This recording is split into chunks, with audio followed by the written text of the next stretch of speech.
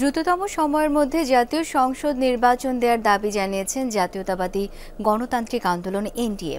দুপুরে মালিবাগে সংবাদ সম্মেলনে দলটির চেয়ারম্যান ববি হাজ্জাজ বলেন, দ্রুত নির্বাচনের দাবি সপক্ষে জনমত গঠনের উদ্দেশ্যে বিভিন্ন কর্মসূচি চলছে। জাতীয় ঐক্য বিনষ্ট হয় এমন মন্তব্য করা থেকে সরকারের ভেতর এবং বাইরের সব গুরুত্বপূর্ণ ব্যক্তিকে বিরত থাকবেন বলে আশা রাখেন তিনি। সংস্কারের দোহাই দিয়ে জাতীয় নির্বাচনের সময়কে প্রলম্বিত করলে জনমনে সন্দেহের উদ্রেক হবে বলে মন্তব্য করেন ববি হাজ্জাজ।